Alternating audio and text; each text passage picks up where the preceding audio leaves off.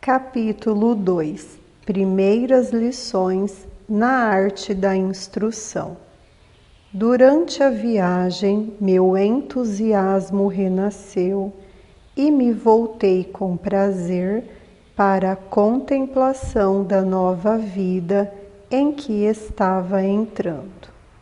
Mas, embora não tivéssemos passado muito da metade de setembro, as nuvens pesadas e o forte vento nordeste se combinaram para tornar o dia extremamente frio e sombrio, e a viagem parecia ser muito longa, pois, como observou Smith, as estradas estavam muito pesadas e, com certeza, seu cavalo também estava muito pesado. Subia os morros com lentidão e descia rastejando, e só consentia em balançar as ancas num trote nos pontos onde a estrada era rigorosamente nivelada ou tinha um declive muito fraco. Casos raros naquelas regiões bastante acidentadas. Como consequência disso, já era quase 1 hora quando chegamos ao nosso local de destino. Quando afinal entramos pelos altos portões de ferro, seguindo mansamente pela estrada bem cuidada de carruagens, margeada dos 2 lados por um gramado verde ornado de árvores jovens, e nos aproximamos da mansão de Wellwood, nova, mais imponente, elevando-se acima dos bosques de choupos, senti o coração parar e desejei estar a 1 milha ou 2 dali. Pela primeira vez na vida, eu estava sozinha. Agora não havia como recuar. Tinha de entrar naquela casa e me apresentar a seus habitantes. Mas como faria isso? É verdade que eu já tinha quase 19 anos, mas, graças à vida reclusa e à atenção protetora da minha mãe e da minha irmã, eu sabia que muitas moças de 15 anos ou menos tinham uma atitude mais madura e maior facilidade e autocontrole que eu. Ainda assim, se a senhora Bloomfield fosse uma mulher materna e gentil, eu poderia me dar bem. E havia as crianças, é claro, com as quais eu logo deveria me sentir à vontade. Com o Sr. Bloomfield, eu esperava ter pouco contato. Fique calma, não importa o que aconteça, fique calma, pensei com meus botões. E, na verdade, mantive tão bem essa determinação e estive tão ocupada em acalmar os meus nervos e abafar a agitação rebelde do meu coração, que, quando levada à presença da senhora Bloomfield, quase me esqueci de responder à sua polida saudação. Mais tarde percebi que o pouco que de fato dissera fora falado num tom de alguém meio morto ou semi-adormecido. A senhora também foi um tanto fria nos seus modos, como descobri quando tive tempo para refletir. Era uma mulher alta, magra e imponente, de cabelos negros, frios olhos cinzentos e pele extremamente pálida. Com a devida polidez, ela me levou ao meu quarto e ali me deixou para descansar. Ao me olhar no espelho, fiquei consternada com minha aparência. O vento frio tinha deixado as minhas mãos inchadas e vermelhas. Os cachos dos meus cabelos estavam embaraçados e desfeitos, e meu rosto tinha uma cor púrpura. Acrescente o meu peitilho horrivelmente amarrotado, o vestido salpicado de lama, os pés calçados em botas novas, mas grosseiras. Como minha bagagem não tinha sido trazida para o quarto, não havia o que fazer. Arrumei o cabelo da melhor maneira possível e estiquei repetidamente o peitilho, que insistia em manter-se desalinhado. Depois, comecei a descer os 2 lances de escada, filosofando enquanto descia. Com alguma dificuldade, descobri o caminho até a sala onde a senhora Bloomfield me esperava. Ela me conduziu à sala de jantar, onde o almoço da família estava servido.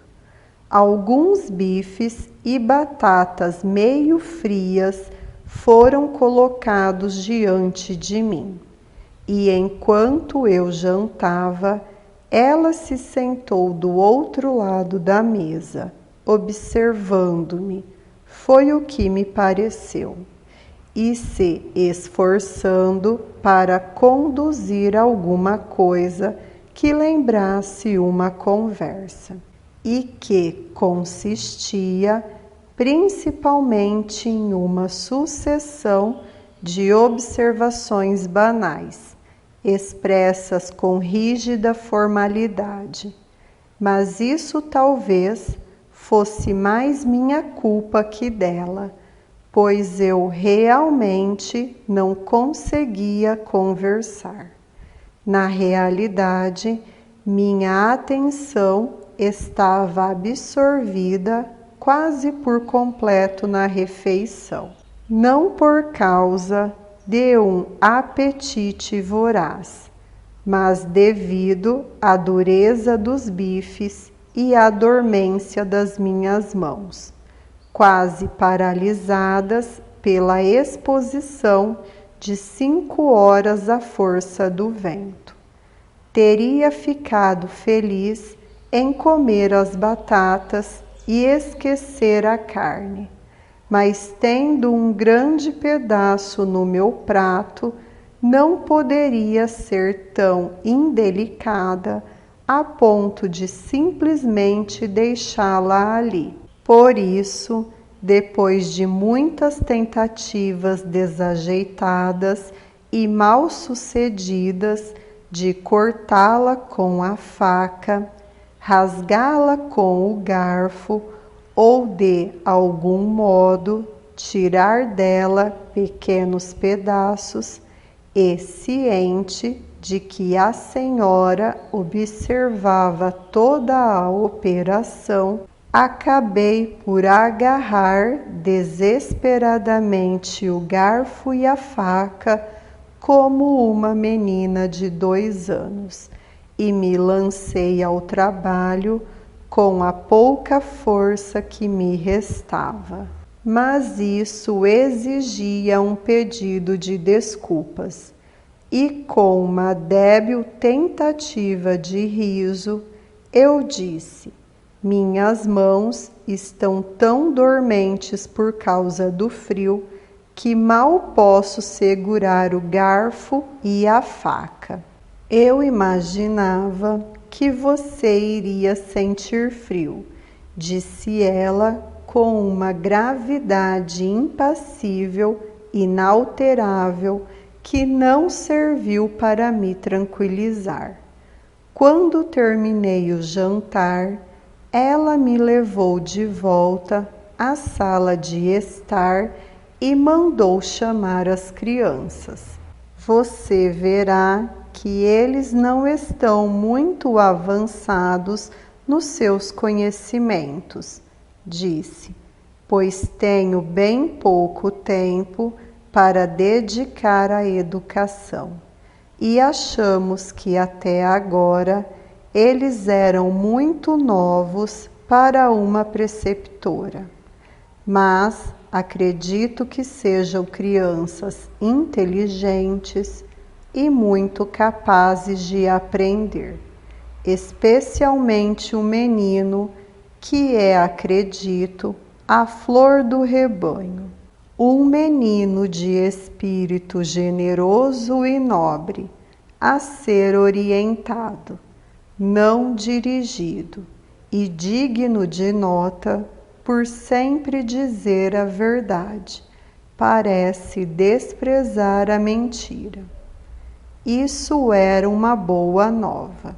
A irmã Mary Ann vai exigir vigilância, continuou ela, mas é de modo geral uma boa menina. Quero que ela passe o maior tempo possível fora do quarto das crianças, pois já tem quase 6 anos e pode aprender maus hábitos com as babás. Mandei instalar uma pequena cama para ela no seu quarto. E se você fizer a gentileza de supervisioná-la quando for se banhar e vestir, e também cuidar das roupas dela, Mary Ann não vai precisar de mais nada das babás. Respondi que estava disposta a fazer tudo o que ela pedia, e naquele momento meus jovens pupilos entraram na sala, com as 2 irmãs mais novas. O jovem Tom Bloomfield era um menino crescido de 7 anos, com um corpo magro e rijo, cabelos louros, olhos azuis, nariz pequeno e arrebitado e pele muito clara.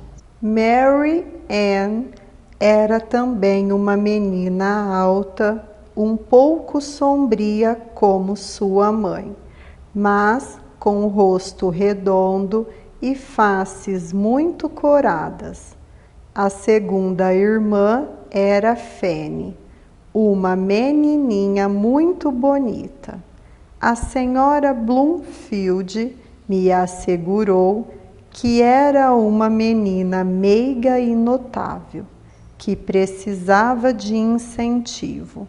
Ainda não tinha aprendido nada, mas em poucos dias completaria 4 anos e poderia receber as primeiras lições sobre o alfabeto e ser promovida à sala de estudos.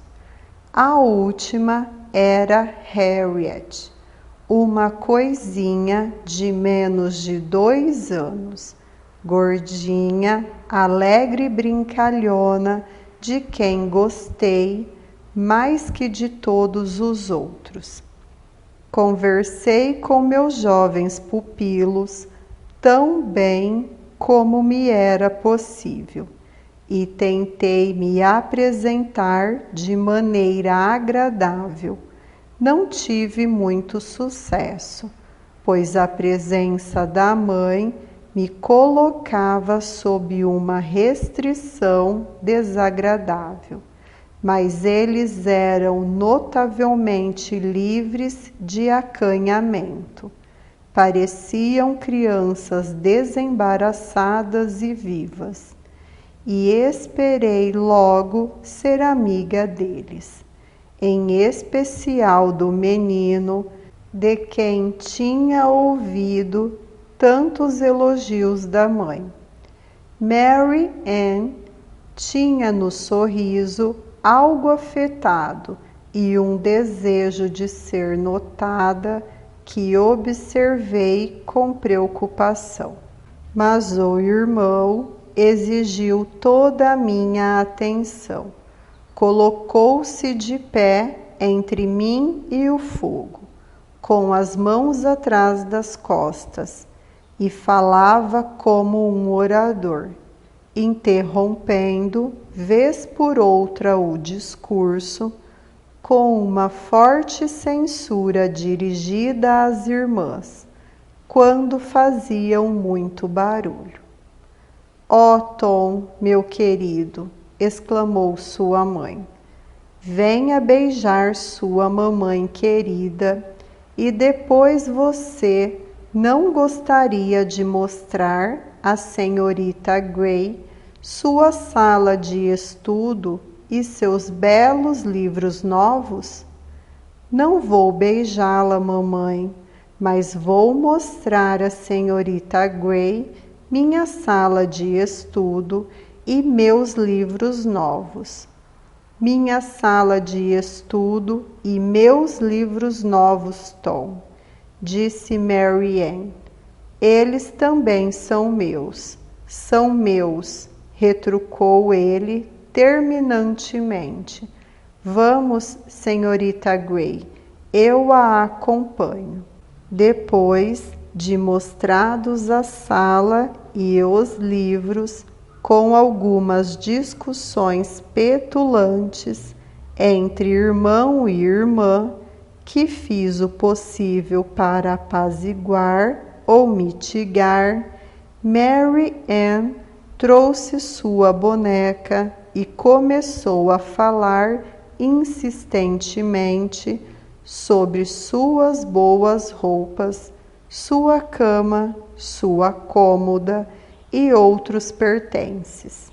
Mas Tom lhe disse para conter o falatório, para que eu pudesse ver o cavalo de balanço que, com grande alvoroço, ele tinha trazido do canto para o meio da sala, gritando para que eu o observasse com atenção. Então, ordenando à irmã que segurasse as rédeas, ele montou e me fez ficar 10 minutos observando como ele usava masculamente as esporas e o chicote. Nesse meio tempo, entretanto, eu admirava a bela boneca de Mary Ann e todas as suas posses, e então disse ao meu jovem senhor Tom que ele era um excelente cavaleiro, mas esperava que ele não usasse tanto o chicote e as esporas quando cavalgasse um cavalo de verdade. "Ah, vou usar sim", disse ele, batendo com ardor redobrado. "Vou cortá-lo como fumaça, eu juro, ele vai suar comigo." Isso era muito chocante, mas eu esperava poder operar uma reforma na hora certa. "Agora você precisa vestir um gorro e um chale", disse o pequeno herói. "Vou lhe mostrar o meu jardim." "E meu", disse Mary Ann. Tom levantou o punho com um gesto ameaçador. Ela deu um grito alto e estridente, correu para se esconder atrás de mim e fez uma careta para ele. Ora, Tom, você não deve bater na sua irmã. Espero nunca ver você fazer uma coisa dessas. Você vai ver às vezes. Sou obrigado a fazer isso uma vez ou outra para mantê-la na linha. Mas não cabe a você mantê-la na linha. Isso é obrigação da... Bem, agora vá e vista o seu gorro. Não sei, está tão nublado e frio, parece que vai chover. E você sabe, acabei de chegar de uma viagem muito longa. Não importa, você tem de vir. Não aceito desculpas, replicou o menino presunçoso. E como era o primeiro dia do nosso conhecimento, pensei que seria melhor fazer-lhe à vontade. Estava frio demais para Mary Ann sair. Por isso, ela ficou com a mãe, para grande alívio do irmão, que queria toda a minha atenção para ele. O jardim era bem grande, disposto com muito bom gosto. Além de várias dálias esplêndidas, havia outras lindas flores ainda em botão. Mas o meu companheiro não me dava tempo para examiná-las. Tive de segui-lo pela grama molhada até um canto remoto e isolado, o lugar mais importante no terreno, porque continha o jardim dele. Havia 2 canteiros redondos com inúmeras plantas. Em um havia uma linda roseira pequena. Parei para admirar suas lindas flores. Isso não tem importância, disse ele, cheio de desprezo. Esse é apenas o jardim da Mary Ann. Veja este, é o meu. Depois que observei todas as flores e ouvi um tratado sobre cada planta, recebi permissão para partir. Mas antes, com grande pompa, ele arrancou uma prímula e me deu de presente, como alguém que concedesse um favor prodigioso. Observei alguns dispositivos feitos com gravetos e cordas na grama do seu jardim e perguntei o que eram. Arapucas para pássaros. Por que você os caça? Papai diz que eles causam prejuízo. E o que você faz com eles depois que os pega? Diversas coisas. Às vezes os dou ao gato, às vezes os corto em pedaços com meu canivete, mas pretendo assar o próximo vivo. E por que você quer fazer uma coisa tão horrível? Por 2 razões. Primeiro, para ver quanto tempo ele vive. E segundo, para ver que gosto ele tem. Mas você não sabe que é extremamente cruel fazer coisas assim? Lembre-se de que os pássaros sentem dor como você. Então, pense no que você iria sentir. Ora, que bobagem! Eu não sou pássaro e não posso sentir o que faço com eles. Mas um dia você vai ter de sentir, Tom. Já sabe para onde vão as pessoas más quando morrem. E se não parar de torturar pássaros inocentes, lembre-se, você vai para lá e vai sofrer exatamente o que os fez sofrer. Bobagem, não vou não. Papai sabe como os trato e nunca me culpa por isso. Diz que é exatamente o que ele fazia quando era menino. No verão passado, ele me deu um ninho cheio de filhotes de pardal e me viu arrancar-lhes as penas, asas e as cabeças, e não disse nada. Só falou que eram bichos sujos e que eu não devia deixá-los emporcalhar minha calça. E o tio Robson também estava lá e riu e disse que eu era um bom menino, mas o que sua mãe diria, ela não se importa.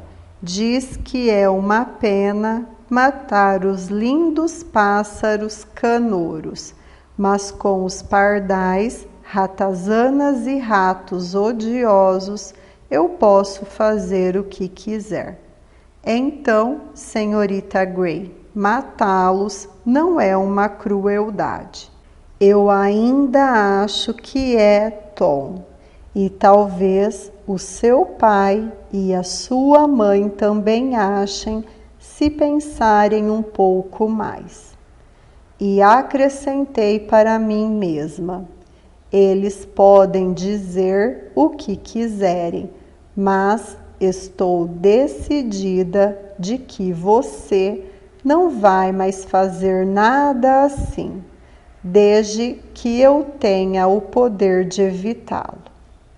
Em seguida, ele me levou pelo gramado para ver suas armadilhas de toupeiras e depois ao campo de feno para ver as armadilhas de doninhas, uma das quais, para sua grande alegria, continha uma doninha morta.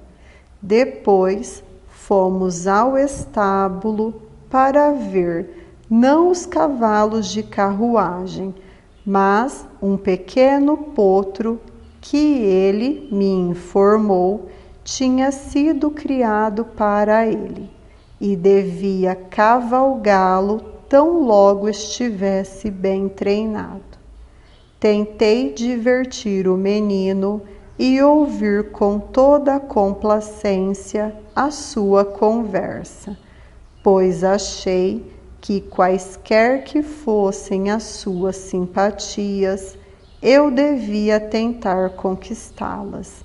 E então, com o tempo, talvez, pudesse lhe mostrar o erro de suas atitudes. Mas procurei em vão por aquele espírito nobre e generoso de que sua mãe tinha falado. Mas vi que ele tinha certo grau de vivacidade e perspicácia quando queria. Quando voltamos para a casa, já era quase hora do chá. O jovem Tom me disse que, como seu pai estava ausente, ele, eu e Mary Ann tomaríamos o chá com sua mãe, a convite dela. Nessas ocasiões, ela sempre jantava com eles, na hora do chá e não às 6 da tarde. Logo depois da refeição, Mary Ann foi para a cama, mas Tom nos entreteve com sua companhia e conversa até às 8. Depois que ele se foi, a senhora Bloomfield me esclareceu quanto ao temperamento e os conhecimentos de seus filhos, sob o que eles deveriam aprender, como deveriam ser tratados e me avisou para não mencionar seus defeitos a ninguém além dela mesma. Minha mãe já havia me avisado para mencioná-los tão raramente quanto possível para ela, pois as pessoas não gostam de ser informadas das falhas dos seus filhos. E então concluí que deveria manter silêncio completo sobre as crianças. Por volta das 9h30, a senhora Bloomfield me convidou para uma ceia frugal, de carne fria e pão. Fiquei feliz quando terminou e ela se retirou com seu castiçal para repousar, pois, apesar de querer gostar dela, sua companhia era extremamente cansativa para mim, e não consegui evitar a impressão de que ela era fria, grave e desagradável, o extremo oposto da matrona gentil e calorosa que minhas esperanças haviam desenhado.